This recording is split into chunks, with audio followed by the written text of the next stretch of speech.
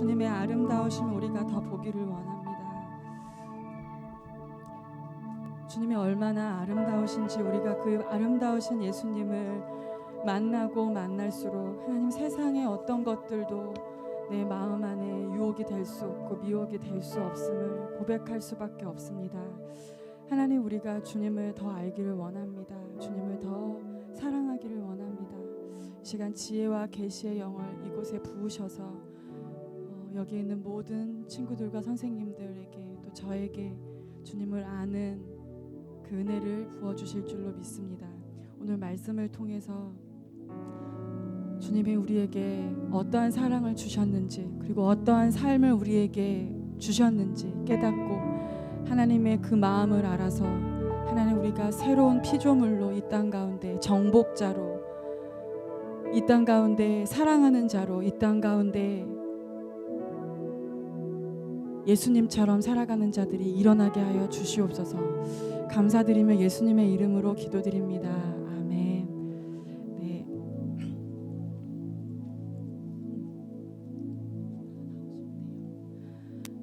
문성진 전도사님은 오셨고 지금 오신 지 얼마 안 되셨고요. 여러분 많이 보고 싶어 하시는데 다른 또 일이 있으셔서 내려가셨고 아마 이따가 올라오실 수도 있어요. 보고 싶으시죠? 어떤 또 은혜 받으셨는지 여러분 또 궁금하고, 그렇죠? 네, 여러분 사모하는 마음으로 기다리시면 주님이 그 사모하는 마음보다 더 넘치게 여러분에게 은혜를 부어주실 줄로 믿습니다. 네, 오늘 설교 제목은 같이 한번 읽어보겠습니다. 시작.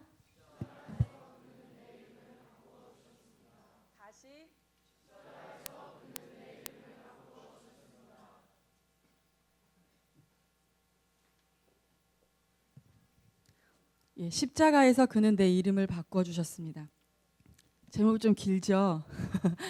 여러분 모두 이름 있죠? 이름 없는 사람 없죠? 이름 있죠? 이름 누가 지어주셨어요? 부모님? 할아버지? 할머니? 다 이름이 있죠. 주로 부모님들이 많이 지어주시는데요. 그 자신의 이름 의미를 아세요? 그 옆에 사람한테 내 이름이 이런 의미야 라고 한번 얘기해 볼까요? 지금? 그리고 누가 지어주셨다고? 나 이렇게 살기를 원하는 마음으로 지어주셨어.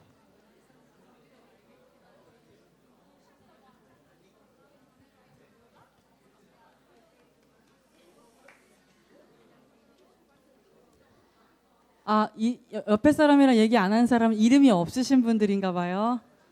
뭐 최무명, 뭐 김무명 이러신 분들인가 봐요. 네. 저기 박문수 선생님과 황운순 선생님 두 분이 이야기 나누시는 모습이 참 이미 다 알고 계시지만 전도사님 이름은 친할아버지께서 지어주셨어요. 친할아버지께서 이름을 두 가지를 가지고 오셨는데 하나는 은진이라는 이름이었고 하나는 은주라는 이름이었어요. 근데 둘 다 여자 이름 같죠. 근데 엄마가 그래도 은주가 더 이렇게 이름 부르기 편하다. 그래가지고 여자 이름 같다. 그래서 은주로 이렇게 선택받았어요. 그래서 제 이름이 변은진이 아니라 변은주가 되었습니다. 은자는 은자예요. 금은방 할 때 은, 실버 할 때 은자. 보통 은의 은이잖아요. 근데 저는 은이고요. 주는 두루주예요. 그래서 제가 도대체 내 이름이 무슨 뜻인가? 뭐 은의 은자도 아니고 뭐 구슬 주자도 아니고. 그래서 제가 예수님을 만난 다음에 제 이름을 이렇게 바꿨어요. 만방에 다 두루두루 다니면서 세상을 정화할 사람으로 부름받았다. 은이 독을 이렇게 해독하잖아요. 그렇죠? 그래서 저의 부르심이 내가 그 만방에 다니면서 세상에 두루두루 다니면서 구석구석 변두리변 구석구석 다니면서 주원아 변두리변 구석구석 다니면서 그 세상을 정화할 하나님의 그 나라를 회복할 그런 부르심을 받은 사람이구나. 우연히 이름이 지어졌을지 모르지만 하나님은 나의 처음을 아시고 나의 마지막을 아셨기 때문에 내가 이렇게 살아갈 것을 하나님이 아시고 나의 부르심으로 부르셨구나. 여러분 이름에도 아마 의미가 있을 거예요. 어떤 친구들은 저는 불교식 이름인데요. 뭐 이런 친구들이 있을 수도 있어요. 근데 다 이름은 그 의미가 있거든요.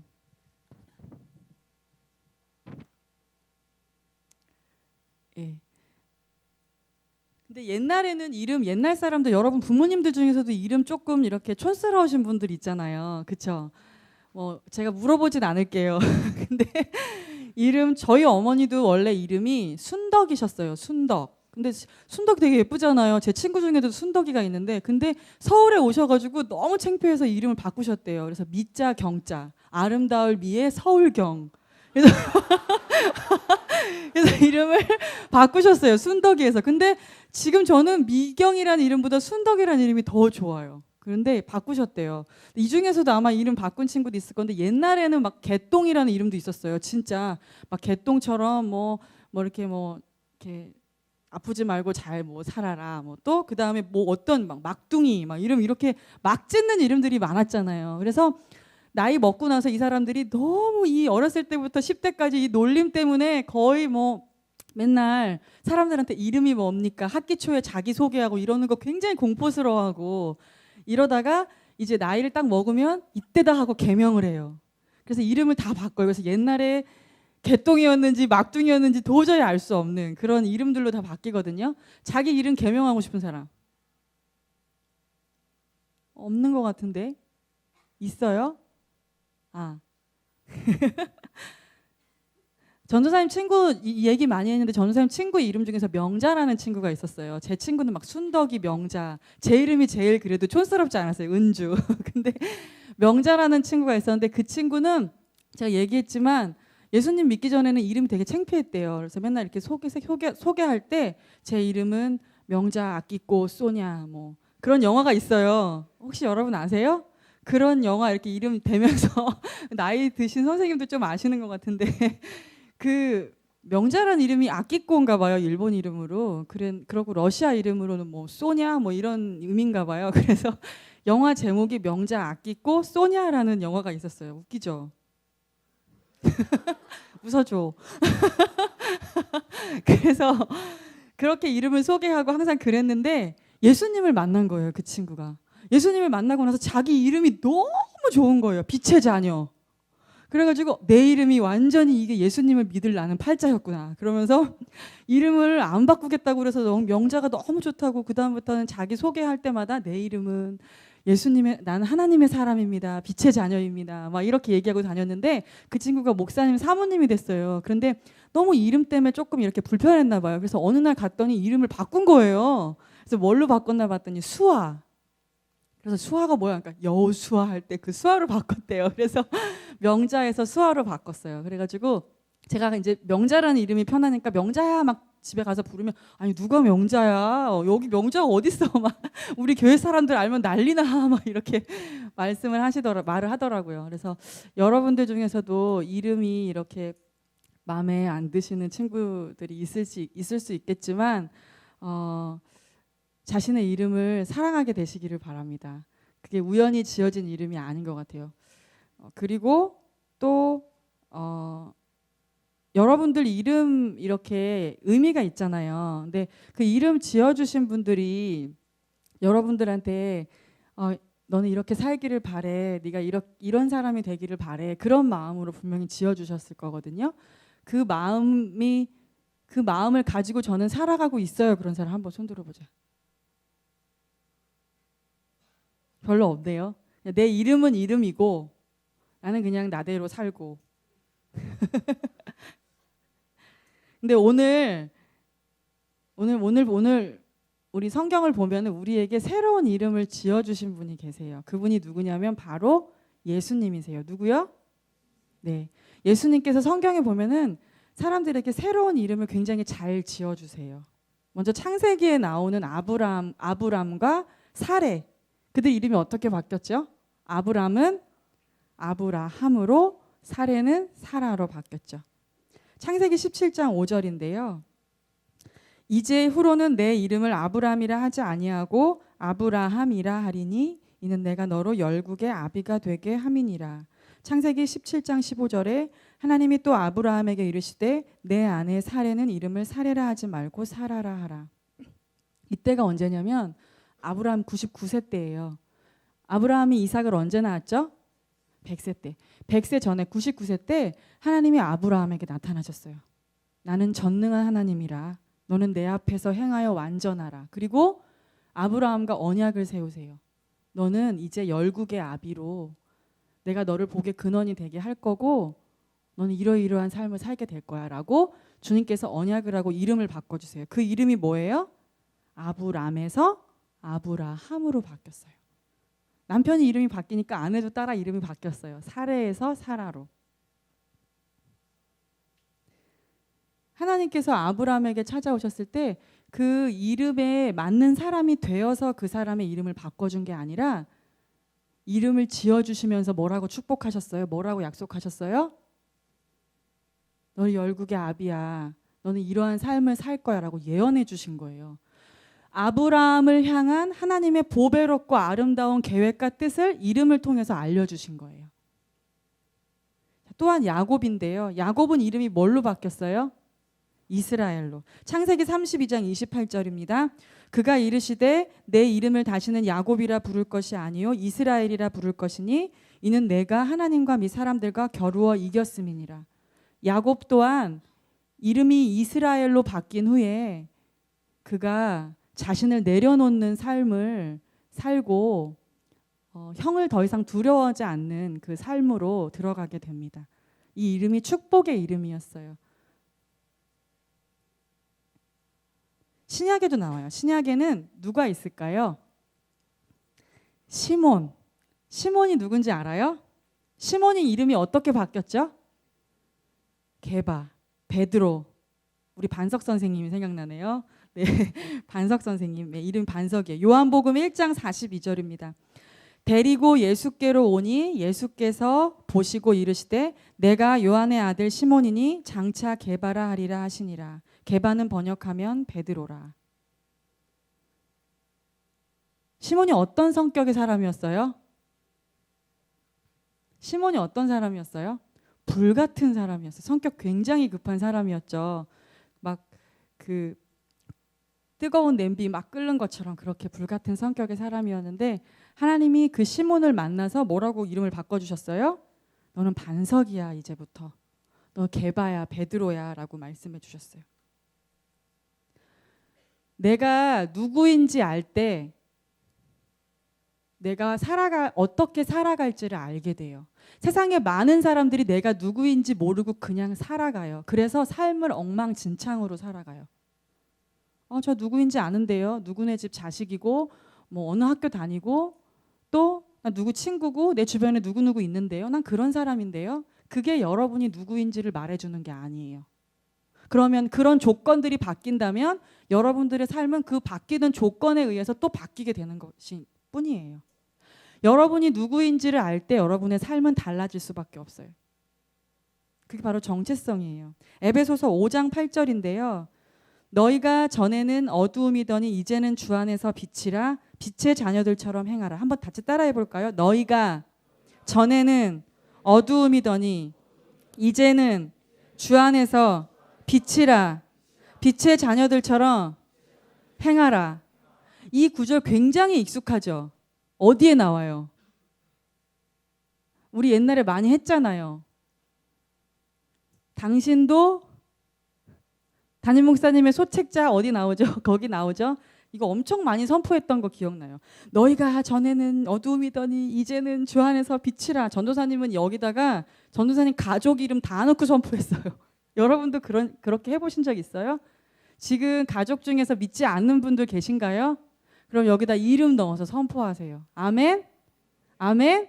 제가 그렇게 선포했을 때 저희 아버지께서 천국 가셨습니다. 아멘? 그리고 제 동생들도 지금 이미 천국의 이름이 올라와 있고요. 지금 천사들이 작업하고 있어요. 예수님 믿을 것입니다. 아멘?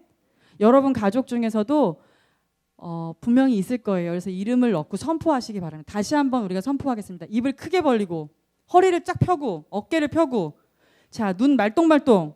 지금 졸린 눈 안 됩니다. 자, 눈 크게 떠봐. 자, 다시 시작. 너희가 전에는 어두움이더니 이제는 주 안에서 빛이라 빛의 자녀들처럼 행하라. 자, 이번엔 옆에 사람 보고 외치는 거, 손가락질하면서. 네가 전에는 이렇게 하는 거야. 네가 전에는. 시작. 네가 전에는 어두움이더니 이제는 주 안에서 빛이라. 빛의 자녀들처럼 행하라. 아멘. 아멘. 우리 다 이렇게 살게 될 줄로 믿습니다. 아멘. 우리가 누구인지 아는 것, 그것이 굉장히 중요해요. 오늘 본문 말씀이 로마서 6장인데요. 좀 어려울 것 같아서 제가 세 번역본으로 준비해달라 그랬거든요. 우리 같이 읽도록 하겠습니다. 로마서 6장 1절부터 14절인데요. 우리 같이 읽겠습니다. 시작.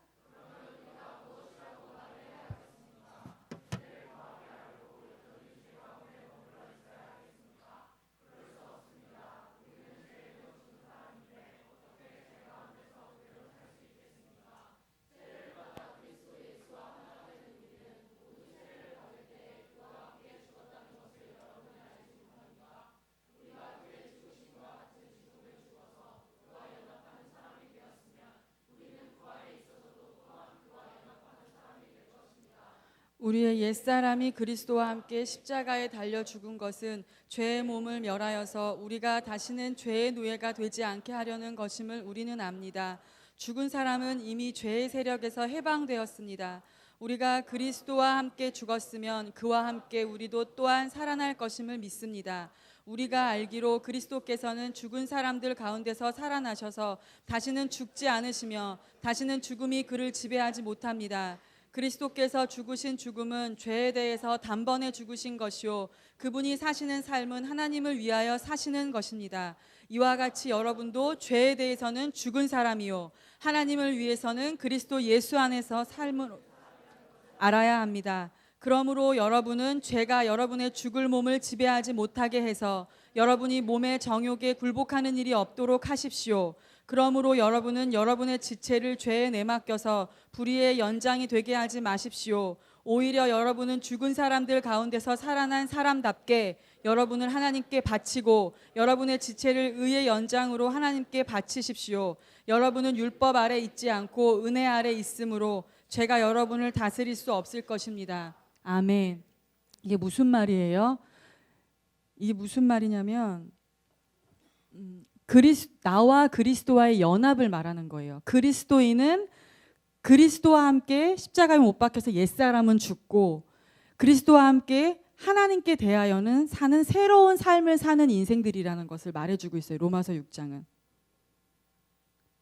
여러분 읽으면서 이해가 안 되시고 그러는 거 없죠? 근데 남는 거는 별로 없는 얼굴이야.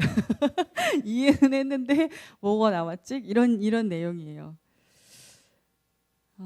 이게 다시 말하자면 무엇이냐면은 이 말씀은 예수 그리스도께서 십자가에 죽으심으로 인해서 자신을 찢으심으로 인해서 우리에게 주시고자 했던 것이 무엇인지를 말씀해 주고 있어요. 예수님께서 우리에게 무엇을 주시고자 했는지를 말씀해 주시고 있어요. 그것이 뭐냐 하면 네가 누구인지 알렴. 네가 내 안에서 어떤 존재인지 너는 알아야 돼. 이것을 알 때 네가 죄의 종로를 타지 않고 속는 삶이 아니라 미혹된 삶이 아니라 네가 새 창조물로서 살아갈 수 있어. 주님이 이것을 말씀하고 계시는 거예요.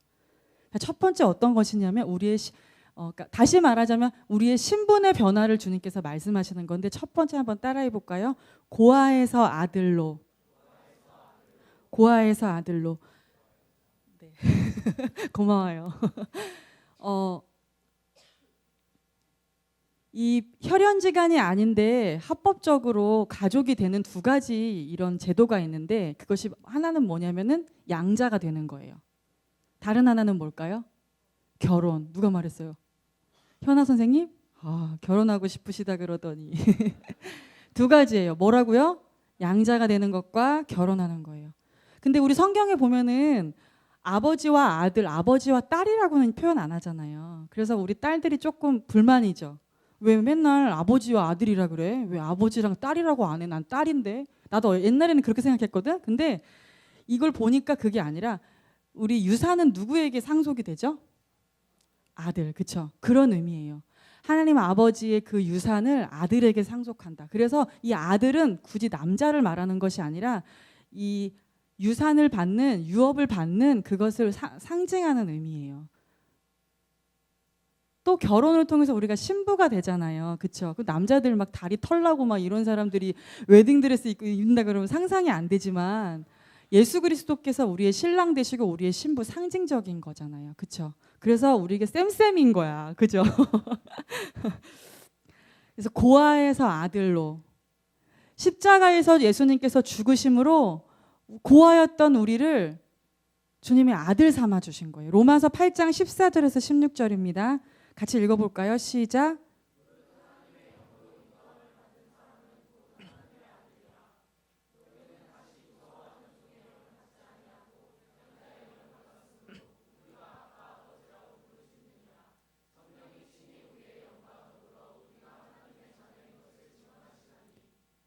아멘. 이것이 무슨 말이냐면 내가 어느 집안에서 태어났건 어떤 부모 밑에서 태어났건 어떤 배경을 가졌건 그거 어떤 나라에서 흑인으로 태어났던 노예로 태어났던 어떤 부유한 자리에 태어났던 상관이 없다는 거예요. 우리는 누구의 자녀라는 거예요? 하나님 아버지의 자녀. 하나님 아버지의 자녀. 구약에 보면 룻이라는 여인이 나와요. 룻 아세요? 룻이라는 여인이 나오는데 룻은 이방 여인이에요. 나오미가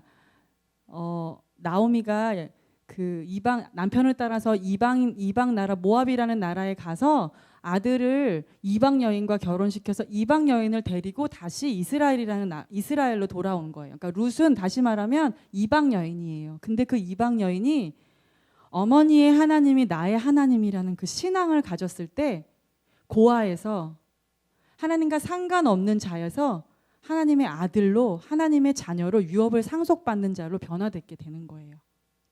여러분 하이디 베이커 목사님 아시죠? 하이디 베이커 목사님 책 중에서 그런 얘기들이 굉장히 많이 나와요. 어떤 얘기냐면 아프리카 모잠비크에 고아들이 굉장히 많잖아요. 그 아이들을 이렇게 입양해서 양자를 삼아서 처음에 집에 데려왔을 때 그 아이들이 자기가 신분이 변화한 것을 잘 모르고 여전히 고아로 살아왔던 그 습관 그대로를 가지고 냉장고를 열 때에도 눈치를 보고 이거 열어도 되냐고 물어보기도 하고 그리고 없으면 막 훔쳐먹고 그래요. 고아들은 원래 그렇잖아요. 눈치 보고 나는 엄마 아빠가 없으니까 먹고 살아야 되니까 남의 것을 훔쳐먹기도 하고 그러잖아요.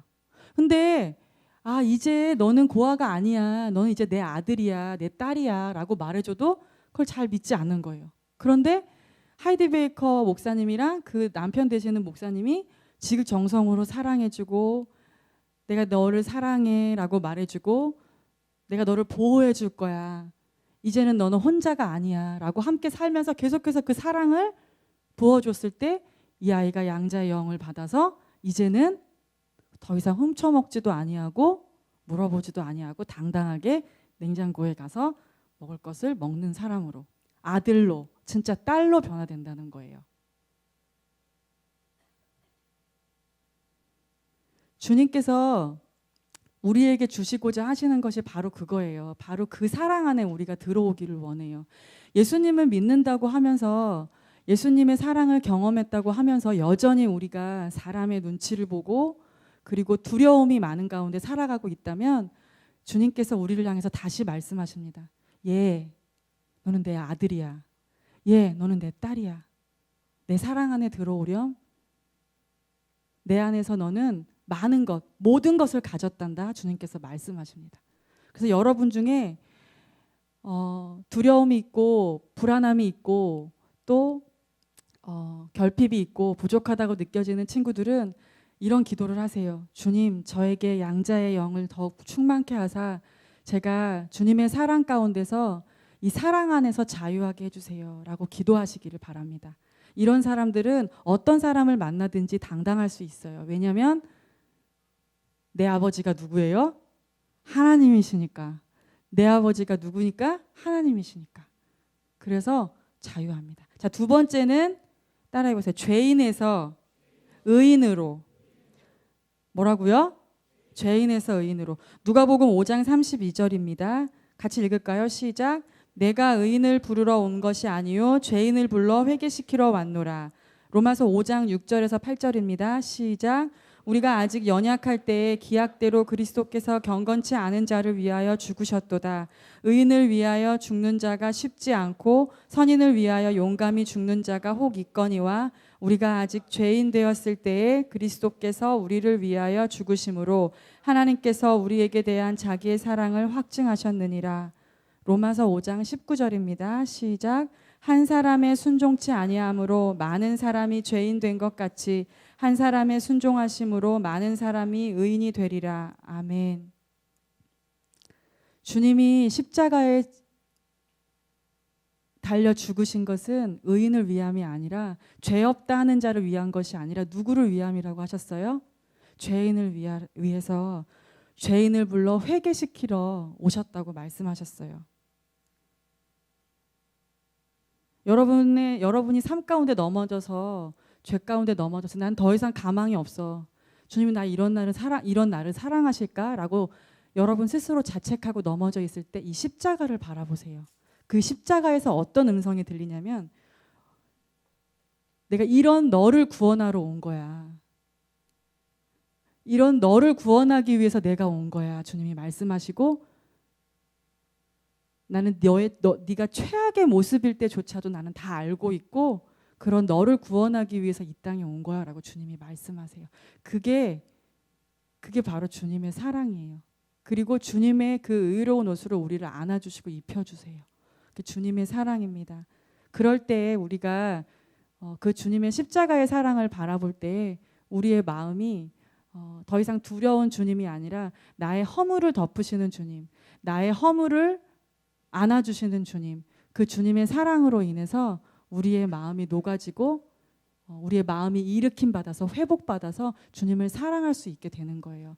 여러분이 반드시 명심해야 할 것은 이 말씀이 진리라는 거예요. 여기서 뭐라고 나와 있어요? 한 사람의 순종치 아니함으로 아담이 범죄함으로 많은 사람이 죄인 된 것 같이 한 사람의 순종함으로 많은 사람이 의인이 되리라. 예수 그리스도께서 죽기까지 복종하심으로 모든 인류를 위해서 바로 내가 죄인입니다. 나를 불쌍히 여기소서 하는 그 모든 자들에게 주님이 이 길을 새롭고 산 길을 열어주신 거예요. 주님을 만날 수 있는 길을 열어주신 거예요. 그 주님을 바라보시기 바랍니다. 주님께서 우리를 이 사랑의 눈으로 나는 죄인입니다. 나를 불쌍히 여기소서. 이런 나도 사랑하시나요? 주님의 사랑을 간구합니다. 라고 엎드리는 자에게 그 사랑이 머리에서부터 발끝까지 흘러갈 것입니다.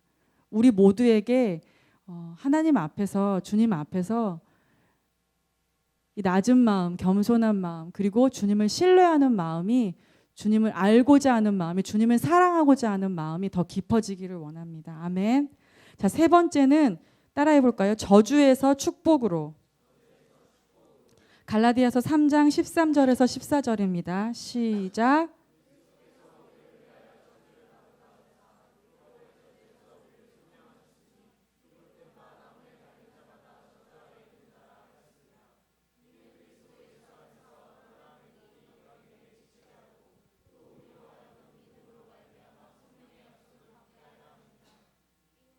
아멘.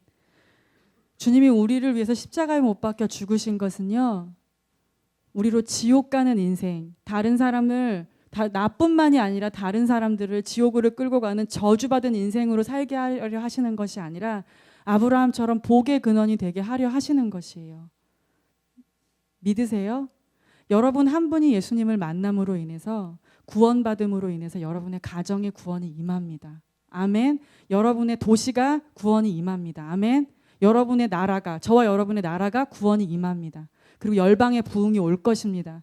주님께서 십자가에 못 박혀 죽으신 것은 바로 이것이에요. 나 하나만을 위한 것이 아니에요. 물론 하나님은 나 하나를 전부인 것처럼 사랑하시지만 하나님은 단순히 우리가 나 혼자만 은혜 받고 나 혼자만 구원받기 원하는 사람이 아니라 나로 인해서 아브라함처럼 복의 근원이 되고 구원의 통로가 되는 자로 우리가 서기를 원합니다. 그래서 주님이 나무에 달려 죽으셨어요. 저주를 대신 짊어지셨어요. 성경에 보면 그런 말이 나와요. 나무에 달린 자마다 저주 아래 있는 자라. 예수님께서는 그런 대우를 받으실 만한 분이 아니셨어요. 그런데 저와 여러분의 가족을 구원하기 위해서, 저와 여러분의 친척들을 구원하시기 위해서 아무런 조건 없이 대가 없이 그 사랑으로 저주를 짊어지신 거예요. 그래서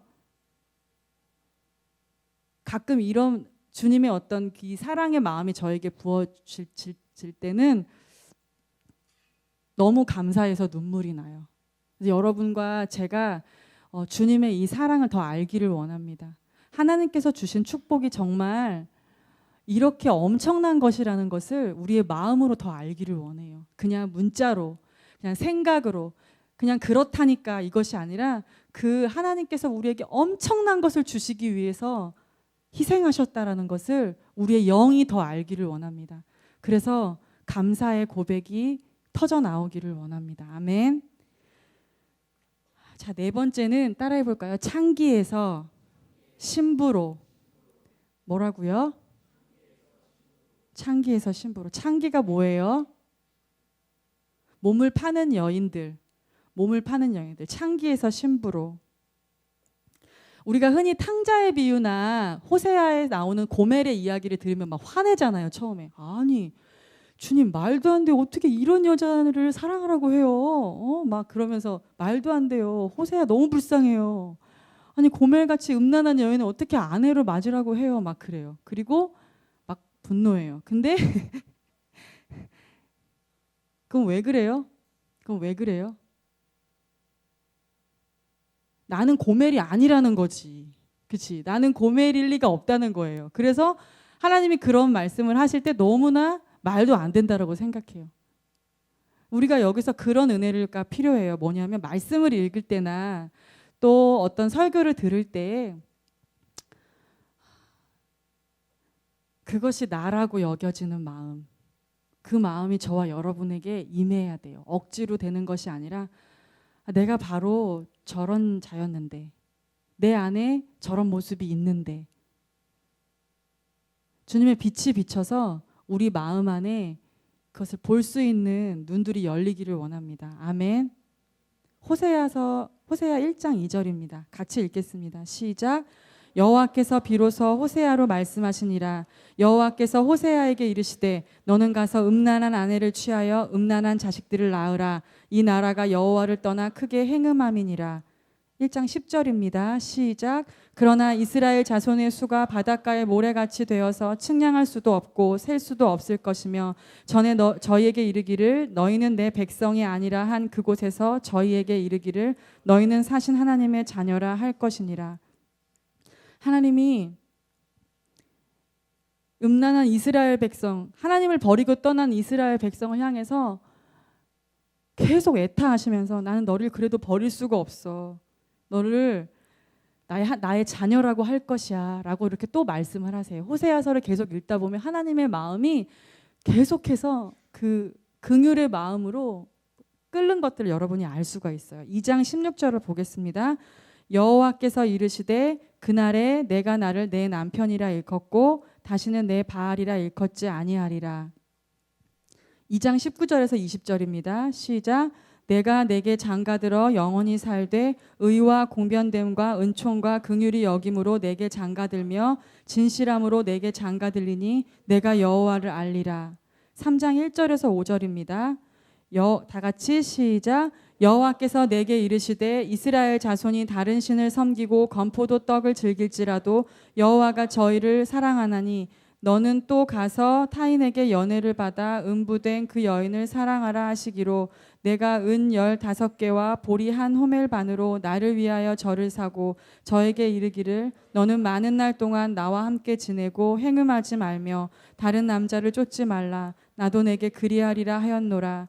이스라엘 자손들이 많은 날 동안 왕도 없고 군도 없고 제사도 없고 주상도 없고 에봇도 없고 드라빔도 없이 지내다가 그 후에 저희가 돌아와서 그 하나님 여호와와 그 왕 다윗을 구하고 말일에는 경외함으로 여호와께로 와 그 은총으로 나아가리라. 주님이 포기하지 않으세요. 너는 창기가 아니야. 너는 신부야. 너는 신부로 부름받았어 라고 주님의 계속 사랑의 목소리로 말씀하고 계시는 거예요. 11장 8절에서 9절입니다. 여기서 주님의 마음이 얼마나 불붙듯한지 알 수가 있어요. 시작. 놓겠느냐 이스라엘이여 내가 어찌 너를 버리겠느냐 내가 어찌 너를 아드마같이 놓겠느냐 어찌 너를 스보임같이 두겠느냐 내 마음이 내 속에서 돌아서 나의 긍휼이 온전히 불붙듯하도다. 내가 나의 맹렬한 진노를 바라지 아니하며 내가 다시는 에브라임을 멸하지 아니하리니 이는 내가 사람이 아니요 하나님임이라. 나는 내 가운데 거하는 거룩한 자니 진노함으로 내게 임하지 아니하리라. 주님이 우리를 신부로 부르셨습니다. 그리고 주님이 내가 너 남편이야. 돌아와. 돌아와. 돌아와. 너 지금 네가 어떤 존재인지 모르고 있어. 깨어나기를 원해. 나에게로 돌아와. 주님께서 말씀하십니다. 여러분 이게 저와 여러분하고 상관없는 이야기 같이 들리실 수도 있겠지만 저는 많은 순간 제 안에서 고멜의 모습을 봅니다.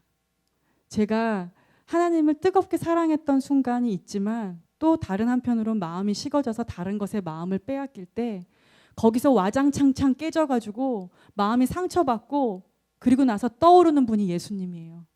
나에게 예수님이 계셨지? 그러면 엄청난 눈물이 나요. 예수님께 너무 미안해서.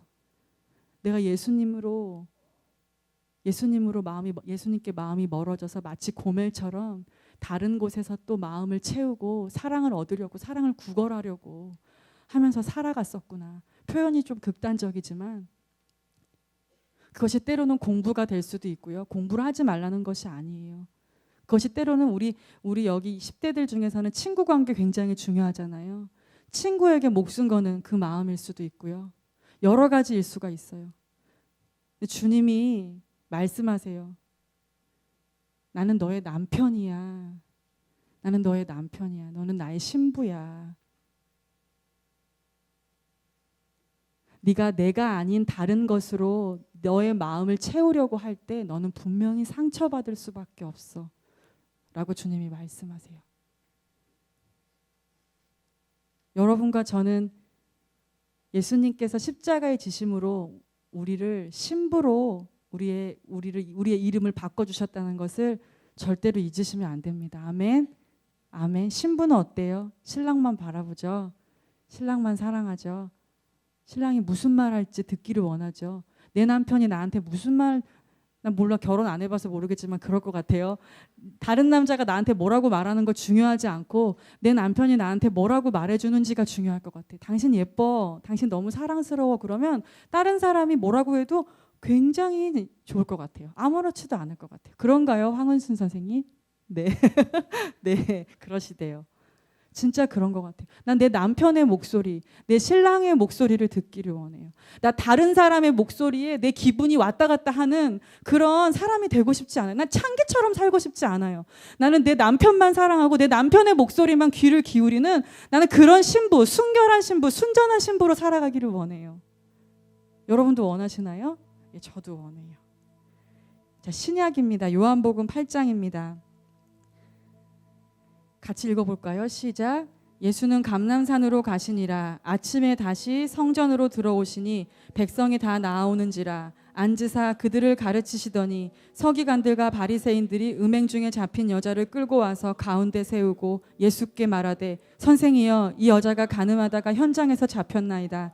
모세는 율법에 이러한 여자를 돌로 치라 명하였거니와 선생은 어떻게 말하겠나이까. 그들이 이렇게 말함은 고발할 조건을 얻고자 하여 예수를 시험함이러라. 예수께서 몸을 굽히사 손가락으로 땅에 쓰시니 그들이 묻기를 마지 아니하는지라. 이에 일어나 이르시되 너희 중에 죄 없는 자가 먼저 돌로 치라 하시고 다시 몸을 굽혀 손가락으로 땅에 쓰시니 그들이 이 말씀을 듣고 양심의 가책을 느껴 어른으로 시작하여 젊은이까지 하나씩 나가고 오직 예수와 그 가운데 섰는 여자만 남았더라. 예수께서 일어나사 여자 외에 아무도 없는 것을 보시고 이르시되 여자여 너를 고발하던 그들이 어디 있느냐 너를 정죄한 자가 없느냐 대답하되 주여 없나이다. 예수께서 이르시되 나도 너를 정죄하지 아니하노니 가서 다시는 죄를 범하지 말라 하시니라. 자신이 누구인지 알 때 삶이 완전히 변하는 거예요. 이 여인은요, 자신이 누군지 모르고 자신의 몸을 망가뜨리고 산 여인이에요.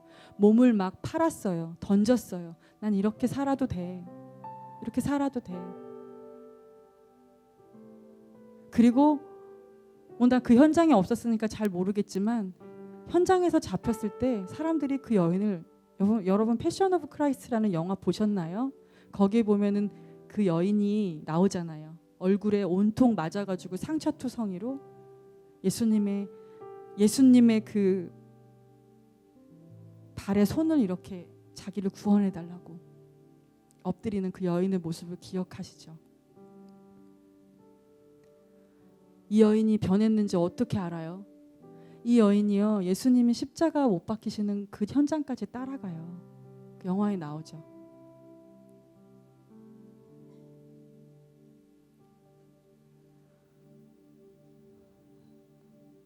이 여인은요, 십자가를 경험한 거예요. 그 십자가의 사랑, 거절해서 용납받는 사랑으로 그 마음이 그 사랑을 받은 거예요. 그래서 그 삶이 변할 수밖에 없어요. 나는 신부역, 나 신부구나.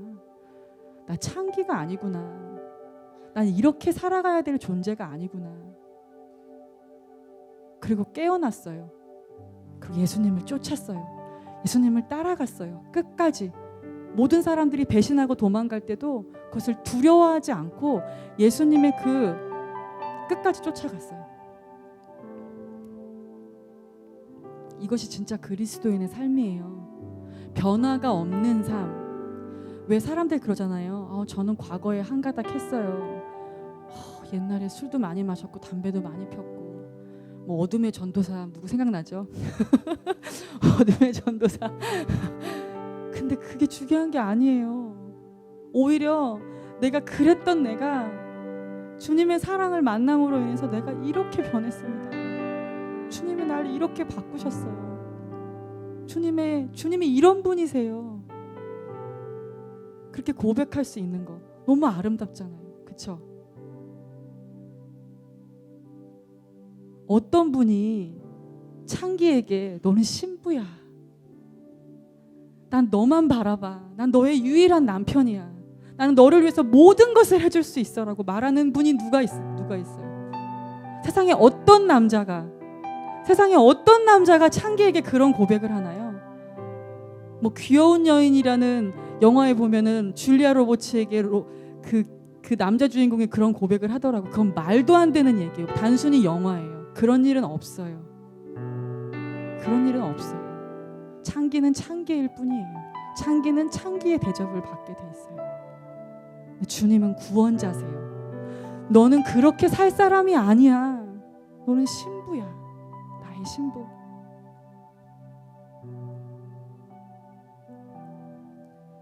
다섯 번째, 원수에서 연인으로. 뭐라고요? 원수에서 연인으로. 골로새서 1장 20절에서 22절입니다. 시작. 그의 십자가의 피로 화평을 이루사 만물 곧 땅에 있는 것들이나 하늘에 있는 것들이 그로 말미암아 자기와 화목하게 되기를 기뻐하심이라. 전에 악한 행실로 멀리 떠나 마음으로 원수가 되었던 너희를 이제는 그의 육체의 죽음으로 말미암아 화목하게 하사 너희를 거룩하고 흠없고 책망할 것이 없는 자로 그 앞에 세우고자 하셨으니. 전에 악한 행실로 멀리 떠나 마음으로 원수가 되었던 너희를 이제는 그의 육체의 죽음으로 말미암아 화목하게 하사 너희를 거룩하고 흠없고 책망할 것이 없는 자로 그 앞에 세우고자 하셨으니. 죄인인 우리에게 주님이 거룩이라고 불러주세요. 아까 말했던 것과 연관이 있는데요. 원수에서 연인으로. 주님이 계속 우리에게 말씀하세요. 우리가 악한 행실로 주님으로부터 멀리 떠나 있을 때에 주님이 우리에게 말씀하세요. 저는요 가끔 주님으로부터 마음이 멀어져 있어서 마음이 퍽퍽할 때 이렇게 가만히 있다가 주님의 이런 음성을 들어요. 어떤 음성을 듣냐면 아가서의 말씀으로 주님이 저를 부르세요. 어떤 말씀이냐면 아가서 1장 15절입니다. 내 사랑아 너는 어여쁘고 어여쁘다. 내 눈이 비둘기 같구나. 주님이 그렇게 말씀하세요. 아가서 2장 2절입니다. 여자들 중에 내 사랑은 가시나무 가운데 백합화 같구나. 모든 여자들 중에 너는 가시나무 가운데 백합화야. 아가서 2장 10절에서 15절입니다. 나의 사랑하는 자가 내게 말하여 이르기를 나의 사랑 나의 어여쁜 자야 일어나서 함께 가자. 겨울도 지나고 비도 그쳤고 지면에는 꽃이 피고 새해 노래할 때가 이르렀는데 방구의 소리가 우리 땅에 들리는구나. 무화과 나무에는 푸른 열매가 익었고 포도나무는 꽃이 피어 향기를 토하는구나. 나의 사랑 나의 어여쁜 자야 일어나서 함께 가자. 바위 틈 낭떠러지 은밀한 곳에 있는 나의 비둘기야 나로 내 얼굴을 보게 하라. 내 소리를 듣게 하라. 내 소리는 부드럽고 내 얼굴은 아름답구나. 아가서 4장 7절입니다. 나의 사랑 너는 순전히 어여뻐서 아무 흠이 없구나. 아가서 4장 9절입니다. 나의 누이 나의 신부야 내가 내 마음을 빼앗았구나. 너의 눈으로 한 번 보는 것과 내 목에 구슬 한 꿰미로 내 마음을 빼앗았구나. 아가서 6장 8절에서 9절입니다. 왕후가 60이요 비빈이 80이요 시녀가 무수하되 나의 비둘기 나의 완전한 자는 하나뿐이로구나. 그는 그 어미의 외딸이요 그 낳은 자의 귀중히 여기는 자로구나. 여자들이 그를 보고 복된 자라 하고 왕후와 비빈들도 그를 칭찬하는구나. 아가서 8장 5절에서 7절입니다. 그 사랑하는 자를 의지하고 거친 들에서 올라오는 여자가 누구인고 너를 인하여 내 어미가 신고한 너를 낳은 자가 애쓴 그곳 사과나무 아래서 내가 너를 깨웠노라. 너는 나를 인같이 마음에 품고 도장같이 팔에 두라. 사랑은 죽음같이 강하고 투기는 음부같이 잔혹하며 불같이 일어나니 그 기세가 여호와의 불과 같으니라. 이 사랑은 많은 물이 꺼치지 못하겠고 홍수라도 엄몰하지 못하나니 사람이 그 온 가산을 다 주고 사랑과 바꾸려 할지라도 오히려 멸시를 받으리라. 주님이 이런 분이세요. 내가 주님 앞에서 나의 못남을 나의 자격 없음을 인해서 괴로워할 때 주님이 나한테 사랑을 속삭이세요. 그 수많은 사람들이 많다고 해도 나의 완전한 자 나의 비둘기는 너 하나뿐이야. 나는 너의 목소리를 듣고 싶어. 너는 나와 불같은 사랑을 나누기 위해서 존재한단다. 너는 이런 자야. 너는 그렇게 있어야 할 자가 아니라 내가 보는 너는 이렇게 아름다운 자야. 주님께서 말씀하세요. 어찌 제가 자리를 털고 일어나지 않을 수가 없겠어요. 나보고 예쁘다고 해주시는데 나한테 사랑한다고 얘기해 주시는데 나한테 너밖에 없다고 얘기하시는데 하나님 이런 저도 사랑하시나요? 하나님 제가 이렇게 주님 마음 아프게 했는데도 주님 나에게 그렇게 사랑을 고백하시나요? 그러면서 일어날 수밖에 없는 거예요. 어떻게? 이제는 두려운 하나님이 아니라 그 사랑 때문에 예수님께 너무 미안해서 하나님 어떤 분인지 정말 알고 싶어요. 나를 이렇게 사랑하시는지 몰랐네요. 일어나는 거예요. 여러분 예수님께서 십자가에서 우리에게 새로운 이름을 주십니다. 그 이름이 뭐냐 하면 고아에서 아들로 저주에서 축복으로 창기에서 신부로 원수에서 연인으로 거절에서 용납으로 주님이 우리에게 새로운 이름을 주십니다. 그리고 이렇게 너희는 살아라. 내가 주고자 하는 것이 이것이야. 주님께서 이렇게 말씀하십니다. 우리가 어떤 값을 치렀나요? 아무 값도 치르지 않았어요. 하나님의 그 공로로 인해서 예수님의 그 공로로 인해서 그것을 믿고 의지하는 자에게 주어진 값없는 은혜인 것입니다. 누구든지 목마른 자는 다 오라 이것입니다. 나는 너희가 그렇게 사는 것을 원하지 않는다라는 것입니다. 내가 너를 이렇게 살기로 불렀다라고 주님께서 말씀하시는 것입니다. 여러분 세상에서는 내가 얼마나 괜찮은 자인지 증명해 보일 때야지만 나에게 그 능력에 맞는 이름을 부여해 줍니다. 그러나 주 안에서는 그렇지 않아요. 주님은 우리에게 미리 이름을 주세요. 나같이 더럽고 추악한 사람에게 거룩이라고, 신부라고, 아들이라고, 연인이라고 그렇게 말씀하세요. 그리고 성령을 우리에게 보내주셔서 우리가 그 이름답게 살아갈 수 있도록 날마다 우리를 도우시는 너무나 친절하고 선하시고 아름다운 주님이 바로 우리가 믿는 예수님이세요. 저와 여러분이 믿는 예수님이세요. 이사야서 62장 1절에서 5절입니다.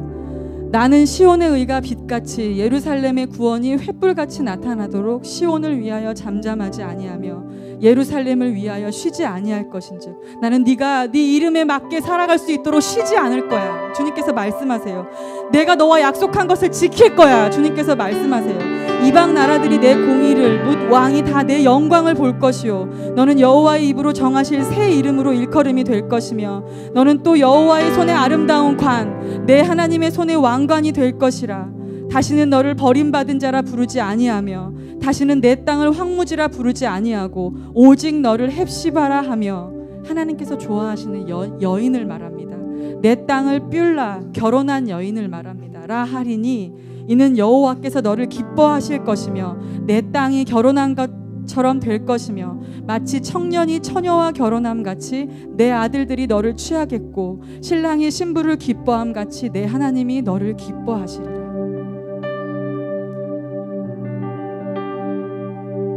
이것이 주님의 계획이에요. 주님의 뜻이에요. 주님이 이루실 것입니다. 저와 여러분의 삶을 통해서 이렇게 이루실 것입니다. 여러분 믿으세요? 히브리서 12장 2절에서 3절입니다. 믿음의 주요 또 온전케 하시는 이인 예수를 바라보자. 저는 그 앞에 있는 즐거움을 위하여 십자가를 참으사 부끄러움을 개의치 아니하시더니 하나님 보좌 우편에 앉으셨느니라. 너희가 피곤하여 낙심치 않기 위하여 죄인들의 이같이 자기에게 거역하신 일을 참으신 자를 생각하라. 주님께서 우리에게 십자가에서 새 이름을 주시기 위해서 그 고통을, 그 아픔을 견디신 겁니다. 우리가 죄인에서 의인으로, 고아에서 아들로, 창기에서 신부로, 원수에서 연인으로 살아갈 그 모습을 주님께서 이미 보시고 그 십자가를 견디신 것입니다. 나는 내가 주고자 했던 것이 바로 이것이야. 나는 너에게 새 이름, 단순히 새 이름이 아니라 네가 이렇게 살 수 있다라는 것을 말하고 싶어. 그렇게 너를 초청하는 거야. 주님께서 말씀하시는 것입니다. 고린도후서 5장 17절입니다. 그런즉 누구든지 그리스도 안에 있으면 새로운 피조물이라. 이전 것은 지나갔으니 보라 새 것이 되었도다. 보라 새 것이 되었도다. 여러분 아직도 여러분 고아로 사시나요? 여러분 아직도 여러분 창기라고 여기나요? 여러분 아직도 주님과 원수 되었다라고 생각하시나요? 십자가 앞으로 가기를 원합니다. 우리가 예수 그리스도의 그 십자가 앞으로 가기를 원합니다. 가만히 앉아서 우리가 그 십자가를 바라보기를 원합니다. 주님이 나에게 어떠한 것을 주시기 위해서, 주님의 희생은 그 희생을 희생이라 여기지 않아요. 주님이 아파하는 것은 무엇이냐면 내가 너희를 위해서 주고자 하는 것이 이것을 위해서 내가 희생했는데 너희가 그것을 모르고 지금 고아처럼 살아가고 있구나. 너희가 지금 창기처럼 살아가. 너희 몸을 그렇게 마구 굴리면서 네가 신부로 부름받았는데 그렇게 살고 있구나. 네가 죄인처럼 살고 있구나. 주님께서 그것 때문에 아파하고 계시는 거예요. 우리가 이 시간에 찬양을 하나 하고 기도할 것입니다. 주님의 마음이 우리에게 임하기를 원합니다. 주님의 이 애끓는 사랑의 마음, 우리를 향해서 계속해서 사랑의 애가를 부르시는 그 주님의 마음이 저와 여러분에게 임하기를 원합니다. 그래서 이제는 더 이상 두려운 하나님이 아니라, 내가 믿어야만 하는 그런 하나님이 아니라 사랑할 수밖에 없고, 그 사랑이 어떤 사랑인지 내가 궁금해서 하나님 앞에 나오지 않고는 견딜 수 없는 그 마음이 저와 여러분에게 부어질 줄로 믿습니다. 무엇이 변치 않아.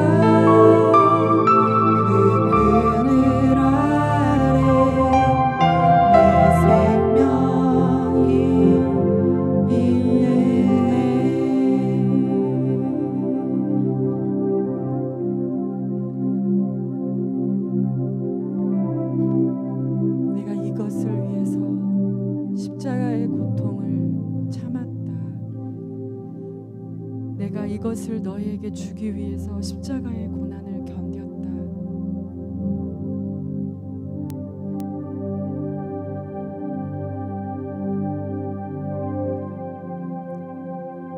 날마다 우리에게 말씀하시고 속삭이시는 그 주님의 음성을 우리가 듣기를 원합니다.